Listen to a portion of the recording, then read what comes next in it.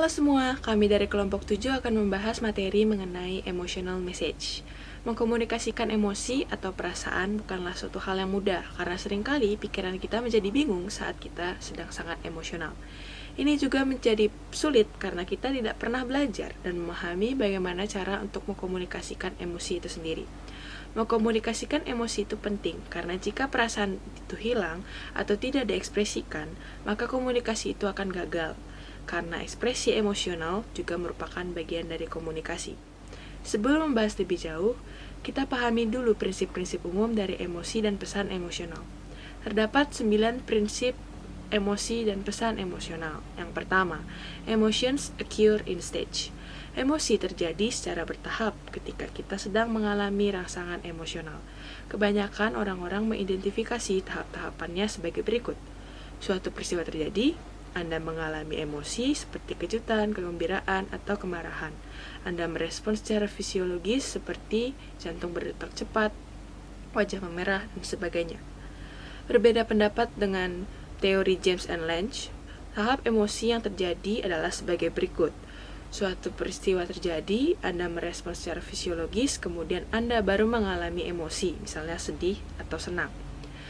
Reinstein dan Scatter menggunakan teori pelabelan kognitif dalam mengurutkan tahapan emosi, yaitu suatu emosi terjadi, Anda merespons secara fisiologis, Anda menafsirkan rangsangan dengan memutuskan emosi apa yang Anda alami, dan akhirnya Anda baru mengalami emosi. Interpretasi Anda terhadap rangsangan Anda tergantung pada situasi di mana Anda berada. Misalnya, seseorang yang Anda kagumi tersenyum pada Anda dan detak jantung Anda berdetak lebih cepat. Anda dapat menafsirkan peristiwa ini sebagai suatu kegembiraan. Berbeda jika ketika ada 3 orang asing yang mencurigakan mencoba mendekati Anda di jalan yang sepi. Anda berdetak lebih cepat, dan Anda dapat mengartikan detak jantung itu sebagai rasa takut. Anda mengalami emosi setelah Anda membuat interpretasi.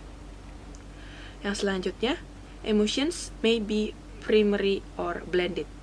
Model ini menggunakan asumsi dasar berupa roda emosi. Emosi yang dekat letaknya dalam roda ini juga dekat dalam arti sesungguhnya. Misalnya, sukacita dan antisipasi lebih terkait erat daripada sukacita dan kesedihan atau rasa muak. Emosi yang berseberangan satu sama lain di dalam roda tersebut juga saling bertentangan dalam arti sesungguhnya. Misalnya, sukacita berkebalikan dengan kesedihan. Kemarahan adalah lawan dari ketakutan. Dalam model ini juga ada campuran, yaitu kombinasi dari emosi primer yang tercatat di luar roda. Misalnya, cinta adalah perbatuan dari rasa percaya dan sukacita. Penyesalan adalah campuran dari rasa muak dan kesedihan. Dalam roda emosi juga terdapat warna gelap dan terang. Warna terang gelap dalam roda ini menjelaskan emosi yang lebih ringan dan lebih kuat. Misalnya, ketenangan adalah sukacita yang lebih ringan dan diartikan dengan warna yang lebih terang. Sedangkan emosi yang lebih kuat ditandai dengan warna yang lebih gelap. Misalnya adalah teror yang merupakan ketakutan yang lebih kuat. Selanjutnya, emotions involve both body and mind. Ketika sedang emosi, Anda akan mengalami emosi secara fisik maupun mental. Emosi fisik berupa munculnya reaksi tubuh, dan mental memunculkan interpretasi berdasarkan dari pengalaman yang Anda miliki. Misalnya, saat Anda sedang malu, reaksi tubuh Anda akan memberikan wajah yang memerah. Saat Anda sedang marah, Anda akan menginterpretasikan dan memperkirakan jawaban Anda mengapa hal ini terjadi. Evaluasi Anda tentang apa yang terjadi memiliki pengaruh yang lebih besar pada perasaan Anda daripada apa yang sebenarnya terjadi. Misalnya, sahabat Anda mengabaikan Anda di kantin kampus. Emosi yang Anda rasakan tergantung pada interpretasi Anda atau apa yang Anda pikirkan mengenai tindakannya. Mungkin Anda akan merasa kasihan jika tahu bahwa ayahnya meninggal. Mungkin Anda akan marah jika Anda percaya ia benar-benar mengabaikanmu. Dan mungkin Anda akan merasa sedih jika sahabatmu tidak mau lagi berteman denganmu. Semua yang Anda rasakan sebenarnya berasal dari pemikiran Anda sendiri. Selanjutnya, emotional expression uses multiple channels. Emosi juga dikodikan secara verbal dan non-verbal seperti pada umumnya. Kata-kata yang Anda tuturkan, penekanan yang diberikan, gerak-gerik, serta ekspresi wajah membantu mengkomunikasikan perasaan Anda. Ketika kita mengekspresikan emosi secara langsung atau tatap muka, kita mengekspresikannya dengan kata-kata, postur tubuh, ekspresi wajah, gerakan mata, sentuhan, bahkan jarak yang kita berikan kepada orang lain. Berbeda dengan pesan yang berbasis teks, isyarat itu tentu perlu diganti. Nah, di sini ada dua pengganti utama, yaitu menggunakan kata-kata yang menggambarkan nonverbal dan menggunakan emotikon. Pengganti pertama, Anda salurkan dengan cara Anda memverbalkan tindakan nonverbal Anda dalam kata-kata. Sedangkan pengganti kedua merupakan cara yang sangat efektif untuk menggantikan nonverbal, dengan cukup memberikan emoji yang mewakili perasaan Anda. Hal ini membuktikan bahwa ekspresi emosional dapat disalurkan melalui beberapa channel. Selanjutnya, emotional expression is governed by display rules. Display rules mengatur apa yang bisa dan apa yang tidak bisa diterima secara sosial dalam komunikasi emosional. Aturan-aturan ini bervariasi dari satu budaya ke budaya lain, begitu juga antara pria dan wanita. Display rules dalam gender memungkinkan wanita untuk berbicara lebih banyak tentang perasaan dan emosi, dan untuk menampilkan lebih banyak ekspresi emosional daripada pria. Wanita juga mengekspresikan diri secara fasial lebih dari pria.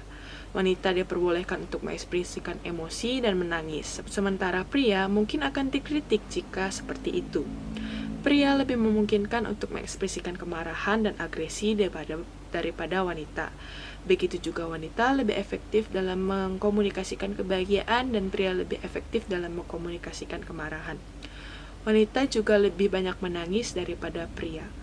Perbedaan-perbedaan ini sebagian besar disebabkan oleh peraturan tampilan yang dipelajari wanita dan pria ketika mereka tumbuh dewasa. Di sini saya akan melanjutkan dari principle emotional message. Yang keenam ada emotion can be used strategically atau emosi dapat digunakan secara strategis. Banyak yang menganggap ekspresi emosional sebagai ekspresi dari sikap jujur tentang apa yang dirasakan seseorang. Emosi dapat dan sering digunakan secara strategis. Dalam emosi strategis digunakan untuk tujuan pribadi seseorang seperti menangis, mengomel, menjerit, atau mengancam untuk melukai diri sendiri. Emosi seperti itu dapat dilakukan untuk berbagai tujuan, tetapi ide dasar di balik emosi strategis adalah untuk mengendalikan situasi atau untuk mengendalikan orang lain. Misalnya dalam situasi konflik, emosi sering digunakan untuk menang. Contohnya, jika seseorang menangis cukup keras dalam suatu pertengkaran, maka sang lawan akan merasa tidak tega dan kemudian akan mengalah. Yang ketujuh ada emotion have consequence atau emosi memiliki konsekuensi. Semua komunikasi, emosi, dan ekspresi emosional memiliki konsekuensi dan mempengaruhi hubungan Anda. Dengan mengungkapkan emosi Anda dapat membuat ikatan yang erat dengan orang lain. Mengungkap emosi Anda dengan cara mengkomunikasikan informasi penting tentang siapa Anda dan bagaimana perasaan Anda tentang mereka yang berkomunikasi dengan Anda. Namun ketahuilah bahwa dalam mengungkapkan emosi Anda, mungkin mengungkapkan kelemahan yang bisa digunakan untuk melawan Anda. Emosi dan ekspresi emosional juga mempengaruhi kehidupan kerja Anda. Dan pada kenyataannya, organisasi mencoba mengubah emosi pekerja dari yang negatif menjadi yang positif. Di antara emosi negatif yang paling signifikan dialami di tempat kerja adalah khawatir dan cemas akan keamanan pekerjaan, kemarahan atas tindakan atau keputusan orang lain, tidak menyukai orang lain yang bekerja sama dengan Anda, dan kekecewaan atas posisi, prestasi, dan prospek Anda. Yang kedelapan, emotion may be adaptive and maladaptive, atau emosi mungkin adaptif dan maladaptif. Emosi seringkali adaptif, yaitu dapat membantu Anda menyesuaikan dengan situasi. Misalnya, jika Anda merasa cemas karena tidak berhasil dalam ujian, maka akan membuat Anda untuk belajar lebih keras lagi. Situasi ini adalah contoh dari emosi yang membantu Anda dalam mencapai tujuan yang bermanfaat. Namun, di waktu lain, emosi akan bersifat maladaptif dan menghalangi pencapaian tujuan Anda. Misalnya, Anda mungkin sangat cemas tentang ujian sehingga Anda berhenti berpikir dan melakukan lebih buruk daripada yang akan Anda alami. Poin penting dari emosi adalah emosi dapat bekerja untuk Anda atau melawan Anda. Hal yang sama juga berlaku untuk komunikasi emosi. Yang kesembilan, emotion are contagious atau emosi menular. Pesan emosional sering menular. Jika Anda pernah menyaksikan bayi dan ibu berinteraksi, Anda dapat melihat seberapa cepat bayi meniru ekspresi emosional sang ibu. Jika ibu tersenyum, bayi ikut tersenyum, dan jika ibu mengerutkan kening, sang bayi juga ikut mengerutkan kening. Singkatnya, dalam penalaran emosi, emosi berpindah dari satu orang ke orang lain. Dalam percakapan dan dalam kelompok kecil, emosi yang kuat dari satu orang dapat dengan mudah terbukti menular ke orang lain yang hadir. Ini bisa produktif ketika emosi itu produktif, dan begitu juga sebaliknya. Emosional berinteraksi dengan orang-orang bahagia cenderung meningkatkan kebahagiaan, dan jika Anda sering berinteraksi dengan orang-orang depresi, cenderung meningkatkan tingkat depresi Anda sendiri. Satu tampilan proses seperti ini. Yang pertama, Anda merasakan ekspresi emosional orang lain. Yang kedua, Anda meniru ungkapan emosi ini, mungkin secara tidak sadar. Yang ketiga, umpan balik yang Anda dapatkan dan mengekspresikan emosi menciptakan replikasi perasaan orang lain di dalam diri Anda. Penularan emosi juga terjadi dalam interaksi online. Sebagai contoh, saat Anda mengalami kesepian dan jika Anda memiliki koneksi jaringan, Anda langsung menghubungi dan mengajak ngobrol teman Anda yang juga merasa kesepian. Dapat dilihat, penularan emosional yang disengaja ditujukan untuk mempersuasi yang memanfaatkan daya tarik emosional.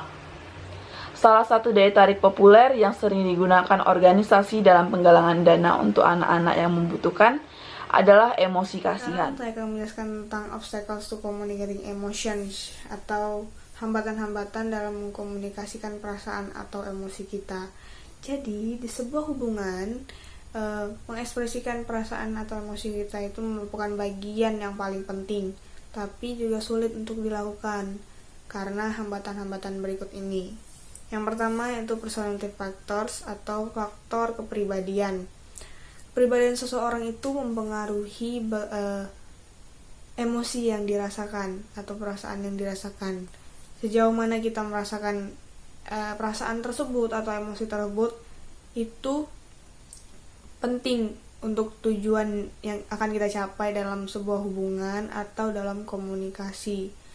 Bagaimana kita mengekspresikan perasaan tersebut, bagaimana kita menyembunyikannya, maupun bagaimana kita merespon perasaan orang lain. Jadi ada satu fakta, yaitu orang yang ekstrovert itu mengalami emosi yang lebih positif dan dapat mengekspresikannya dibandingkan dengan orang yang introvert.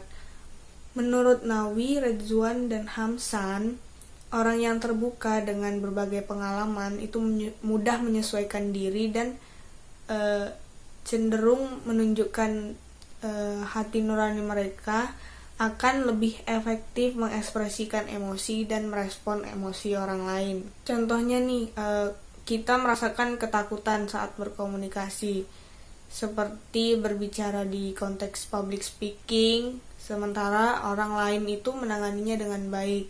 Nah, begitu pula yang terjadi saat kita mengekspresikan emosi atau melakukan komunikasi yang emosional. Nah, yang kedua itu ada inadequate interpersonal skills, yang artinya kemampuan interpersonal kita itu kurang memadai. Bisa jadi seseorang yang kurang bisa mengungkapkan perasaan mereka itu disebabkan karena kurang memiliki kemampuan interpersonal. Banyak orang yang benar-benar gak paham gitu bagaimana cara mengekspresikan perasaan mereka, bagaimana cara mengungkapkan perasaan mereka ke orang lain. Sebagai contoh, misalnya saat menunjukkan kemarahan, rata-rata orang tuh menunjukkan kemarahan dengan menggunakan kekerasan, atau juga mereka menghindar. Ada juga yang menuduh, bahkan dilakukan dengan cara menindas seperti itu. Ada orang yang sulit menyatakan perasaan sayang atau perasaan cinta, namun menunjukkan perasaan negatif atau emosi yang negatif itu 2 kali lebih sulit daripada menunjukkan emosi positif atau perasaan sayang atau cinta. Hal ini disebabkan kita yang takut akan menyinggung atau melakukan kesalahan terhadap orang lain. Tapi kegagalan mengekspresikan emosi negatif pun belum tentu membantu hubungan kita. Apalagi karena perasaan tersebut atau emosi tersebut itu sering disembunyikan bahkan dalam waktu yang lama. Menunjukkan perasaan kita ke orang lain itu bisa berdampak baik atau berdampak buruk. Di satu sisi, menunjukkan perasaan kita akan menjadi obat pencahar bagi komunikasi kita yang sedang berlangsung. Ini disebabkan menunjukkan perasaan dapat mengurangi atau menghilangkan ketidakpuasan, sehingga kita dapat memahami lebih baik satu sama lain dan mengarahkan hubungan menjadi lebih dekat dan lebih berarti. Di sisi lain, mengekspresikan perasaan itu dapat menyebabkan kesulitan bagi hubungan. Contohnya, menunjukkan ketidaksukaan akan menyebabkan kebencian. Hambatan ketiga yaitu ada societal and cultural customs, yang artinya masyarakat dan budaya adat. Di Amerika Serikat dikenal istilah cowboy syndrome, yang digunakan untuk menyebutkan orang-orang yang mengerutkan dahinya saat mengekspresikan emosi. Nah, hal ini itu biasanya terjadi pada laki-laki yang tertutup dan tidak ekspresif. Jadi, mereka itu tidak pernah merasakan emosi atau perasaan yang lebih lembut. Sini menolak keterbukaan dan ekspresi kejujuran. Hal tersebut disebabkan laki-laki yang sejadi ini sudah diajarkan untuk tidak menangis atau bertingkah layaknya bayi saat mereka terluka atau merasa sakit. Maka mereka akan dinilai negatif atau tidak manly jika menunjukkan perasaan atau emosi mereka secara jujur ataupun sering. Tapi sama halnya dengan perempuan, di saat tertentu lingkungan sosial mengizinkan perempuan atau bahkan mendorong mereka untuk menunjukkan keterbukaan.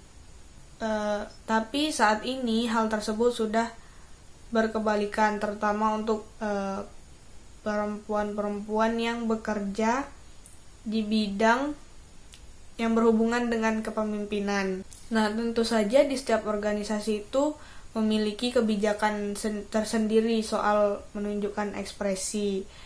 Namun hal yang paling tepat untuk dilakukan para perempuan yang bekerja di bidang tersebut untuk tetap berhati-hati menunjukkan ekspresi atau perasaannya dengan cara seperti berikut. Yang pertama mempertimbangkan situasi. Yang kedua, memperhatikan orang yang sedang bersama kita atau yang sedang melakukan komunikasi dengan kita. Yang ketiga, memperhatikan emosi kita dan emosi orang lain. Yang keempat, memperhatikan semua unsur yang membentuk tindakan komunikasi. Dan yang terakhir, pertimbangkan pilihan emosi yang digunakan saat berkomunikasi, atau what you will say and how you will say it. Hambatan yang terakhir ada fear atau ketakutan. Nah, berbagai jenis ketakutan akan menghalangi ekspresi emosi, terutama untuk laki-laki yang sulit untuk mengekspresikan emosi mereka atau perasaannya. Ekspresi emosional ini mengungkap bagian dari diri kita yang tentu saja rawan akan resiko. Contohnya saat kita akan menyatakan cinta atau perasaan, ada resikonya, yaitu bisa jadi ditolak. Sebagai tambahan, kita mungkin akan menghindari memperlihatkan emosi atau perasaan karena takut akan menyebabkan konflik. Contohnya saat menunjukkan ketidaksukaan, akhirnya menimbulkan kesulitan untuk hubungan kita. Jika kita tidak mau mempertaruhkan argumen kita, nah, akan menimbulkan penolakan terhadap orang lain atau bahkan diri sendiri karena terdapat perasaan tertentu. Faktanya, penolakan merupakan cara yang paling banyak digunakan saat berurusan dengan penggunaan emosi. Ketakutan juga memiliki sifat yang adaptif untuk membantu kita agar menghindari kata-kata atau tindakan yang akan kita sesali nantinya. Namun, saat ketakutan melemahkan kita dan menentang apa yang logika kita katakan, maka ketakutan atau fear akan menjadi maladaptif. Selanjutnya akan dijelaskan oleh Hidayat. Saya akan menjelaskan mengenai kompetensi emosional. Dalam mengekspresikan dan merespon emosi, sama halnya kita mempelajari tentang kehidupan psikologi kita. Dalam mempelajari mengenai kompetensi emosional, pertama kita harus mengetahui tentang ekspresi emosional. Ekspresi emosional merupakan suatu bagian dalam kehidupan kita yang tidak dapat kita hindari. Artinya, ekspresi emosional suatu respon yang terdapat dari diri kita terhadap yang meresponi tentang suatu hal tertentu. Respon itu ditunjukkan melalui mimik muka, gestur tubuh, dan lain sebagainya. Sebelum mengekspresikan atau merespon emosi, kita juga harus perlu meningkatkan tentang kesadaran diri mengenai perasaan diri kita. Contohnya dengan cara menanyakan pada keadaan diri kita. Yang pertama, itu apa yang Anda rasakan dan membuat Anda seperti ini. Artinya, dengan cara itu, Anda itu dapat memahami tentang emosi diri Anda sendiri. Pikiran emosi itu, Anda harus seobjektif mungkin bagaimana Anda menyadari tentang perasaan Anda. Contohnya, mengapa sih Anda pernah bertanya-tanya nggak sih? Contohnya nih, Anda pernah bertanya-tanya, mengapa saya melakukan hal seperti ini? Dan mengapa saya telah bertindak seperti ini? Nah, dengan cara Anda menanyakan itu, Anda itu dapat memahami emosi diri Anda sendiri. Terus yang kedua, kira-kira apa sebenarnya yang ingin Anda komunikasikan?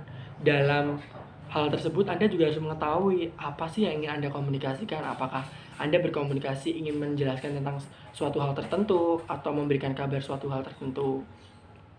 Nah, dalam mengkomunikasikan itu juga, Anda juga harus jujur terhadap diri Anda dan perasaan Anda. Contohnya nih, banyak kan terjadi, oke, Anda tersenyum, tapi dalam kehidupan Anda atau perasaan Anda sebenarnya sedang marah. Nah, itu hal-hal yang harus Anda pertanyakan dan Anda harus seobjektif mungkin untuk menyampaikan itu. Yang selanjutnya, itu adalah apa pilihan komunikasi Anda. Jadi, kira-kira itu tuh untuk menyampaikan komunikasi atau menyampaikan ekspresi dan respon itu, Anda juga harus menentukan kira-kira komunikasi apa sih yang harus aku lakukan dan aku gunakan seperti itu. Karena komunikasi itu atau pilihan komunikasi itu tuh menentukan bagaimana Anda itu dapat efektif dalam berkomunikasi. Contohnya, Anda pernah suatu saat Anda marah terhadap seseorang atau emosi terhadap seseorang, tapi Anda itu berkomunikasinya itu lewat handphone. Jadi Anda tidak sesuai dengan apa yang Anda harapkan, karena dengan berbicara melalui handphone akan menemukan banyak sekali ambiguitas yang ditemukan. Oleh sebab itu, alangkah lebih baiknya jika Anda merasa keadaan diri Anda sedang tidak dalam keadaan baik atau sedang emosi seperti itu, alangkah lebih baiknya Anda dapat mengkomunikasikan dengan cara berkomunikasi secara langsung. Dan dengan melalui pemahaman ini, kita dapat mempertimbangkan dua bagian terpenting dalam komunikasi emosional. Yang pertama itu ekspresi emosional, yang kedua itu respon emosional. Berikut pedoman ekspresi emosional. Saya akan menjelaskan tentang beberapa pedoman ekspresi emosional. Namun, pedoman ini tuh sebenarnya juga tergantung situasi dan kondisi. Namun, pedoman ini tuh sudah banyak terbukti dilakukan dalam beberapa kasus. Yang pertama itu adalah pedomannya itu lebih spesifik.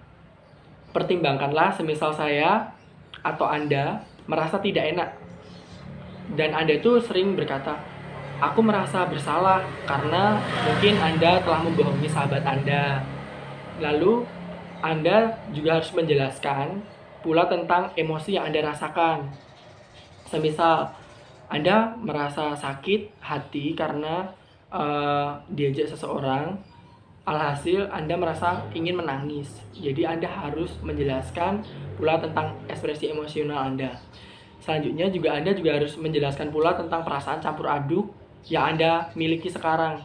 Gunakan raut muka, mimik wajah, dan lain sebagainya untuk menggambarkan perasaan atau keadaan sespesifik mungkin apa yang Anda rasakan. Yang kedua, aspek kedua atau pedoman kedua yaitu jelaskan alasan Anda merasa apa adanya.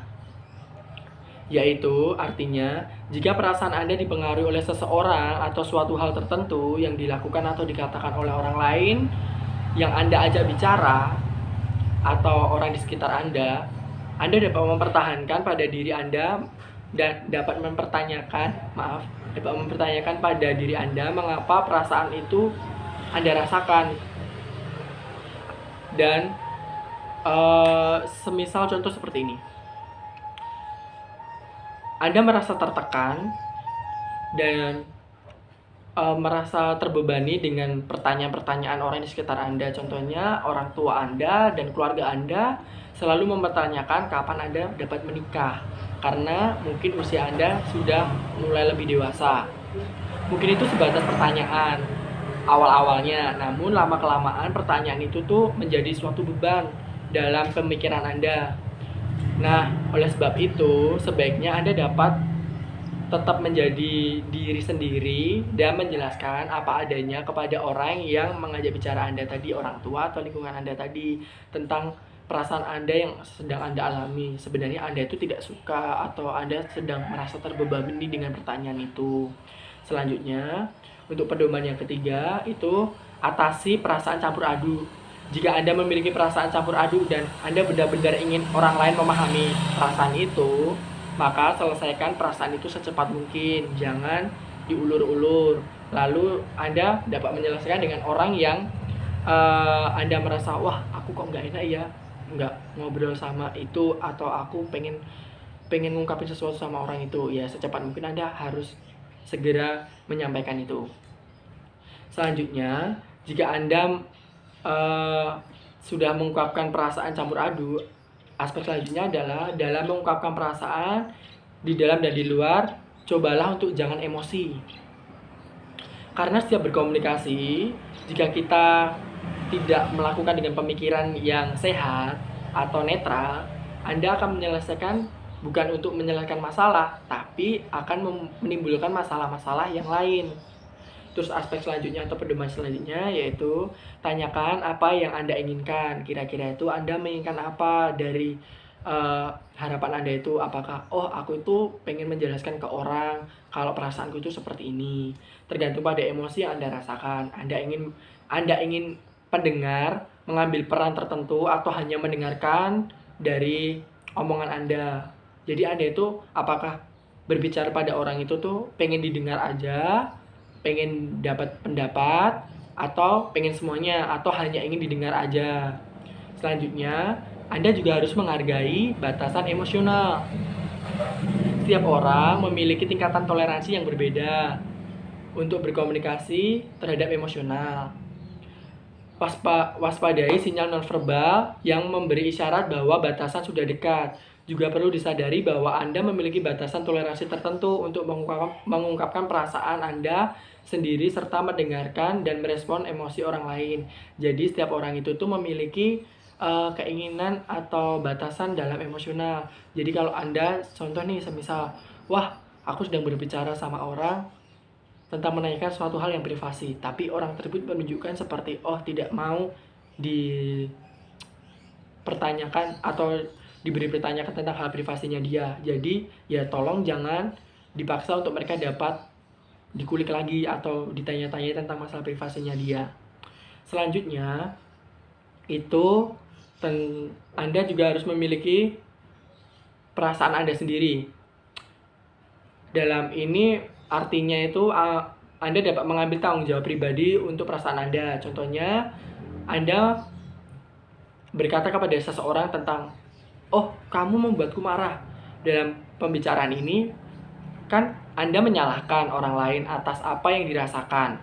Orang lain mungkin melakukan sesuatu hal atau mengatakan hal-hal kepada Anda, tetapi Anda juga harus mentafsirkan dan memberi mereka makna. Jadi jangan terus to the point kayak, oh kamu membuat aku marah, tapi juga kamu harus menjelaskan kenapa dia membuat kamu marah. Seperti itu. Jangan secara gegabah. Selanjutnya, saya juga sedikit akan menjelaskan mengenai komunikasi kemarahan, karena dari emosional komunikasi itu tuh kebanyakan kan tentang kemarahan. Jadi saya kan juga sedikit menambahkan tentang komunikasi kemarahan. Komunikasi kemarahan bukanlah komunikasi yang marah, perlu Anda ketahui.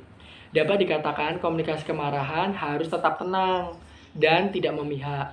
Ada beberapa saran untuk mengkomunikasikan kemarahan yang dapat Anda lakukan dan dengan cara yang tidak berbahaya. Yang pertama adalah bersiaplah untuk berkomunikasi dengan tenang dan logis. Tenangkanlah pikiran secara rasional, singkirkan ide-ide yang tidak realistis, dan kurangi emosi Anda. Yang kedua, periksa pilihan komunikasi Anda. Dalam kebanyakan situasi, Anda dapat memiliki berbagai pilihan. Ada banyak berbagai pilihan untuk mengekspresikan diri. Jadi jangan langsung ke pemikiran pertama atau secara gegabah. Yang ketiga, pertimbangkan keuntungan menunda ekspresi kemarahan. Semisal, jika Anda menemukan suatu permasalahan, jangan terlalu cepat untuk meresponi dengan marah, ya. Jadi, lebih banyak sabar. Selanjutnya, yang keempat, ingatlah budaya setiap tempat itu berbeda. Jadi, jangan samakan. Jika Anda juga harus memahami setiap daerah memiliki normanya masing-masing. Contohnya nih, Anda sedang berbicara pada orang Batak. Nah, orang Batak kan nada bicaranya kan tinggi. Mungkin menurut Anda merasa berbicara dengan orang Batak, loh, kok dia marah-marah? Seperti itu. Sebenarnya Anda juga harus menyadari bahwa setiap daerah itu memiliki norma dan etikanya masing-masing. Jadi bukan orang Batak itu marah-marah, tapi orang Batak itu memang cara berbicaranya memang dengan nada yang tinggi. Selanjutnya, terapkan keterampilan berkomunikasi interpersonal yang relevan. Hindarilah isyarat yang bersifat ambiguitas, karena jika Anda berbicara dengan banyak ambiguitas akan membuat pemikiran lawan bicara Anda itu tidak sesuai dengan pemikiran Anda. Selanjutnya, ingat bahwa komunikasi itu irreversibilitas. Artinya, apa yang Anda komunikasikan itu tidak dapat ditarik kembali. Jadi, tolong dipikirkan sematang mungkin untuk Anda sebelum berbicara. Nah, selanjutnya kita akan memasuki tentang materi respon emosional. Respon emosional mengekspresikan perasaan Anda hanya setengah dari proses komunikasi emosional, karena separuhnya hanya berperan sebagai pendengar dan menanggapi perasaan orang lain. Seperti ekspresi emosional, kita juga perlu melihat pedoman umum dari respon emosional. Nah, kira-kira apa sih pedoman umum dari respon emosional? Nah, di sini saya akan menjelaskan ada beberapa pedoman umum dari respon emosional. Yang pertama, pedomannya ialah lihatlah isyarat nonverbal untuk memahami perasaan seseorang. Kita perlu melihat sinyal nonverbal yang diperlihatkan seseorang. Semisal jeda yang lama dalam berbicara, nampak ragu-ragu, serta menghindarkan kontak mata mungkin merupakan tanda ketidaknyamanan seseorang berbicara kepada Anda. Yang selanjutnya, cari petunjuk tentang apa yang orang lain ingin Anda lakukan. Terkadang, seseorang membutuhkan kita hanya untuk sebagai pendengar, bukan untuk ikut campur dalam kehidupannya dia. Nah, tidak untuk diberikan saran juga. Jadi, kamu harus memastikan apa yang dia harapkan terhadap dirimu. Selanjutnya, yang ketiga adalah gunakan teknik mendengar yang aktif supaya mendorong orang untuk berbicara jika dia ingin berbicara. Mengekspresikan pemahaman tentang perasaan pembicara, serta ajukan pertanyaan yang sesuai. Selanjutnya, yang keempat adalah berempati. Lihat situasi dari sudut pandang pembicara, jangan mengevaluasi perasaan orang lain. Nah, pernah kan kalian pasti bilang, permasalahanmu cuma kayak gitu aja kok. Jangan beranggapan bahwa, wah permasalahanmu cuma kayak gitu aja. Karena menurutku setiap orang itu memiliki permasalahan yang masing-masing. Kadang Anda memiliki permasalahan A yang besar dan Anda bisa meremehkan orang yang di bawah Anda yang memiliki permasalahan yang menurut Anda kecil, itu Anda bilang, permasalahanmu itu cuma kayak gitu aja, jadi nggak usah dibesar-besarin. Jangan, itu akan membuat Anda itu tidak merasa berempati kepada orang yang lawan bicara Anda itu. Selanjutnya yang kelima adalah fokus pada orang lain, menyela situasi masa lalu Anda yang serupa. Jadi semisal Anda pernah memiliki permasalahan yang sama, mungkin Anda dapat memberikan atau menyela dengan cara memberikan, oh aku juga pernah kok merasakan seperti itu, dan Anda dapat memberikan saran yang baik. Selanjutnya, sama seperti halnya mengekspresikan emosional, respon emosional juga adanya ingat irreversibilitas komunikasi. Karena menanggapi emosi orang lain, kita pikirkan matang-matang terlebih dahulu, dikarenakan kita tidak akan dapat menarik kembali respon yang telah kita sampaikan atau kita berikan kepada orang lain. Jadi kalian harus berpikir terlebih dahulu secara matang untuk sebelum Anda dapat merespon tentang orang lain. Jadi tentang materi kompetensi emosional ini perlu teman-teman tidak hanya belajar, tapi teman-teman juga harus mulai menerapkan apa aja sih tentang ekspresi emosional dan respon emosional. Karena dengan cara ini kita dapat lebih baik dalam berkomunikasi interpersonal. Mungkin itu aja tentang materi kompetensi emosional. Sekian dan terima kasih.